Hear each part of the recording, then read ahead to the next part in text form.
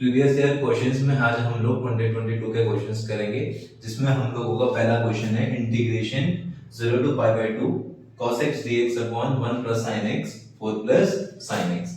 अब यहाँ पे हमें दिख रहा है कि sin x का डेरिवेटिव क्या होता है cos x, तो हम लोग क्या करेंगे, हम लोग sin x को कितना पुट कर देंगे t, तो cos x dx की वैल्यू कितनी हो जाएगी, cos x dx की वैल्यू कितनी हो जाएगी dt। अब देखो अगर मैं यहाँ पे वेरिएबल को सब्स्टिट्यूट कर रहा हूँ तो हम लोगों को लिमिट भी नए वेरिएबल के अकॉर्डिंग चेंज करनी पड़ेगी। तो अगर x की वैल्यू कितनी है 0, तो t की वैल्यू कितनी हो जाएगी sin 0, जो कितना होता है 0। और जब x की वैल्यू कितनी होगी पाई बाय 2, तो t की वैल्यू कितनी हो जाएगी sin पाई बाय 2, जिसकी वैल्यू कितनी होती है 1। तो हम लोग इसको क्या लिख सकते हैं, इसको हम लोग लिख सकते हैं integration from 0 to 1 dt upon 1 plus t 4 plus t। अब इसको हम लोग मैनिपुलेशन से भी सॉल्व कर सकते हैं और पार्शियल फ्रैक्शन से भी। तो देखो हमें पता है 4 plus t minus 1 plus t कितना होता है 3, तो हम लोग क्या कर सकते हैं, हम लोग यहाँ पे 3 से डिवाइड भी कर लेंगे और 3 से इंटू भी, तो ये कितना हो जाएगा 3dt upon 1 plus t 4 plus t। और इस 3 को हम लोग क्या लिख सकते हैं, इस 3 को हम लोग लिख सकते हैं 4 plus t minus 1 plus t। क्यों, देखो यहाँ पे माइनस 1 हो जाएगा और t minus t cancel out हो जाएंगे, तो 4 माइनस 1 कितना बचेगा 3। ठीक है, अब इसको दोनों के नीचे डिस्ट्रीब्यूट कर लो, तो ये कितना हो जाएगा, इसको अगर मैं दोनों के नीचे डिस्ट्रीब्यूट कर लूं तो ये कितना हो जाएगा 1 प्लस t 4 प्लस t। इसके नीचे भी ले जाएंगे तो ये कितना हो जाएगा 1 plus t 4 plus t dt। यहाँ पे 4 प्लस t कैंसिल आउट, यहाँ पे 1 प्लस t कैंसिल आउट, तो ये कितना हो गया, ये हम लोगों को हो गया 1/3 integration from 0 to 1 plus t minus 1/4 plus t dt। ठीक है, अब इसका इंटीग्रेशन में पता है कितना होता है, इसका इंटीग्रेशन होता है log 1 प्लस t और लिमिट 0 से 1। इसका इंटीग्रेशन हमें पता है कितना होता है log 4 प्लस t, इसकी भी लिमिट कहां से लेके कहां तक 0 से 1। अब लिमिट अप्लाई करेंगे तो कितना हो जाएगा, ये हो जाएगा 1/3 upper limit minus lower limit,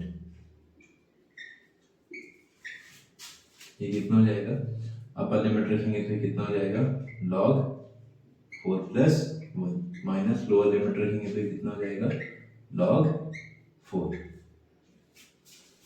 ठीक है, इसको हम लोग लिख सकते हैं 1/3 log 1 की वैल्यू कितनी होती है 0, तो इसको हम लोग कितना लिख देंगे, इसको हम लोग लिखेंगे log 5 minus minus minus plus, तो ये कितना हो जाएगा log 4।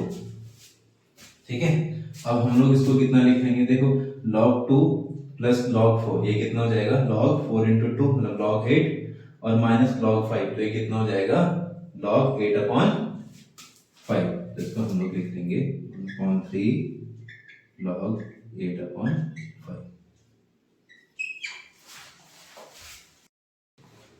अब हमारा नेक्स्ट क्वेश्चन है integration dx upon under root of x plus cube root of x। अब देखो ऐसे क्वेश्चंस को करने के लिए हम लोग क्या करेंगे, यहाँ से क्यूब रूट, कभी भी रूट वाले क्वेश्चंस हो तो कोशिश किया करो कि रूट हटा सको। और यहाँ पे देखो ये तो स्क्वायर रूट है और ये क्या है क्यूब रूट, तो हम लोग x की वैल्यू को कुछ ऐसे सब्स्टिट्यूट करेंगे कि हम लोग को स्क्वायर रूट भी हट जाए और क्यूब रूट भी हट जाए। तो हम लोग क्या करेंगे, हम लोग x की वैल्यू कितने पुट कर लेंगे t टू द पावर 6। क्यों, क्योंकि 6 2 का मल्टीपल भी होता है और 3 का मल्टीपल भी। तो अब क्या होगा, अब जैसे मैं x की value t to the power 6 put करूंगा, हमारा dx कितना हो जाएगा 6 t to the power 5 dt। ठीक है, तो हम लोग इसको कितना लिख सकते हैं, इसको हम लोग लिख सकते हैं integration 6 t to the power 5 dt upon जब मैं यहाँ पे t की पावर 6 सब्स्टिट्यूट करूंगा तो ये कितना हो जाएगा t क्यूब और ये कितना हो जाएगा t स्क्वायर। ठीक है, यहाँ से हम लोग t स्क्वायर कॉमन ले लेंगे और 6 को हम लोग बाहर लिख लेंगे तो ये कितना हो जाएगा 6 t to the power 5 dt upon t square t plus 1।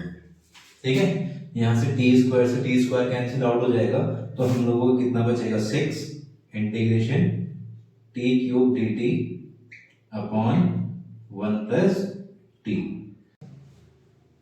अब हमें पता है कि अगर रेशनल फंक्शन में न्यूमरेटर की पावर डिनोमिनेटर से क्या हो ज्यादा हो तो हम लोगों को क्या करना पड़ेगा, पहले डिवाइड करना पड़ेगा। तो या तो हम लोग यहाँ पे डिवाइड कर लें या फिर हम लोग इसको क्या लिख सकते हैं, इसको हम लोग लिख सकते हैं 6 t cube plus 1 minus 1 upon t plus 1। अब हम लोग यहाँ पे a cube plus b cube की आइडेंटिटी यूज करेंगे तो ये कितना हो जाएगा, ये हम लोगों का हो जाएगा 6 integration a cube plus b cube की आइडेंटिटी होती है a plus b a square plus b square minus ab। तो ये कितना हो जाएगा, ये हम लोगों का हो जाएगा t plus 1 t square plus 1 minus t upon 1 plus t और इसको इसके नीचे भी ले जाएंगे तो कितना हो जाएगा minus 1 upon 1 plus t dt। अब 1 प्लस t कैंसिल आउट तो हम लोगों को कितना बचा 6 integration of t square plus 1 minus t dt minus integration of 1 upon 1 plus t dt। ठीक है, इसका इंटीग्रेशन हमें पता है कितना हो जाएगा, इसका इंटीग्रेशन हो जाएगा t cube upon 3 plus t minus t square upon 2 minus इसका इंटीग्रेशन हो जाएगा log 1 प्लस t प्लस 3। अब t की वैल्यू वापस से सब्स्टिट्यूट कर लेंगे तो ये कितना हो जाएगा, अगर x की value t to the power 6 है तो t की वैल्यू कितनी हो जाएगी, t की वैल्यू हो जाएगी x to the power 1 upon 6। तो हम लोग t की जगह पे क्या रख लेंगे, x की पावर 1 अपॉन 6। तो ये कितना हो जाएगा 6 x to the power 1 upon 6 का cube upon 3 plus x to the power 1 upon 6 minus x to the power 1 upon 6 का square upon 2 minus log 1 plus x to the power 1 upon 6 plus 6। हमारा अगला question है i is equal to integration 0 to pi x upon 1 plus sin x dx। ठीक है, अब इसमें हम लोग कौन सी प्रॉपर्टी अप्लाई करेंगे, 0 to a fx dx is equal to integration 0 to a f a minus x dx। ठीक है, जब हम लोग इसमें ये वाली प्रॉपर्टी अप्लाई करेंगे तो कितना हो जाएगा, ये हम लोगों को हो जाएगा i is equal to integration 0 to pi minus x dx upon 1 plus sine pi minus x। ठीक है, ये कितना हो जाएगा, i is equal to integration 0 to pi minus x dx upon 1 plus sine pi minus x कितना होता है sign x। तो ये कितना हो जाएगा 1 प्लस साइन x।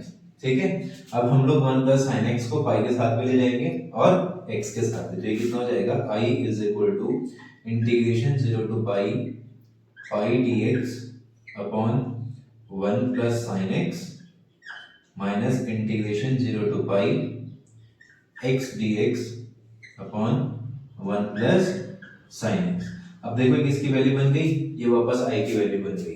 तो हम लोग इसको कितना लिख लेंगे, इसको हम लोग लिख लेंगे i is equal to integration 0 to pi dx upon 1 plus sine x minus i।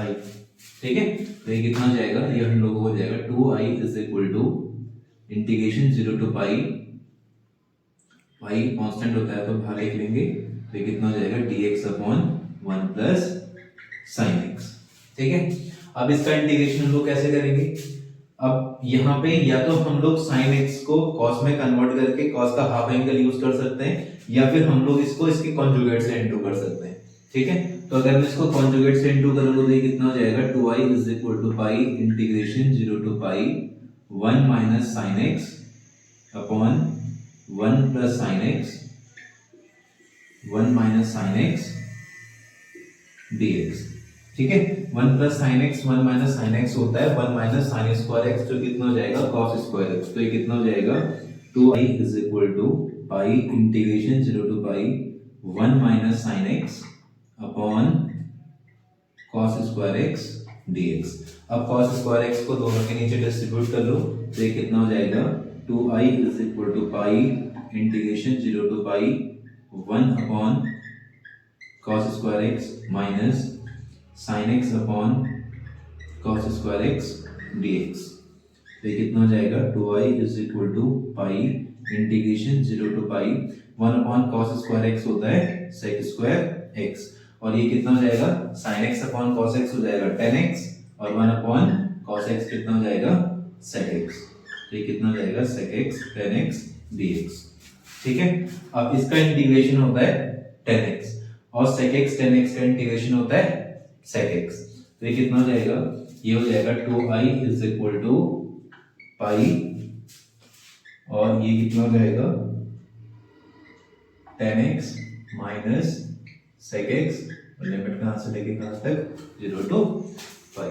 ठीक है, अब लिमिट अप्लाई करेंगे तो ये कितना हो जाएगा 2i is equal to pi tan pi minus tan 0 minus sec pi minus sec 0।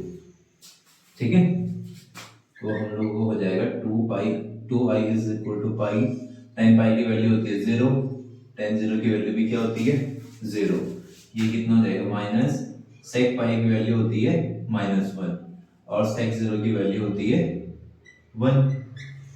तो हम लोगों का कितना हो जाएगा, ये हम लोग हो जाएगा 2i is equal to pi minus minus plus हो जाएगा, तो ये कितना हो जाएगा 2। तो i की वैल्यू कितनी आ जाएगी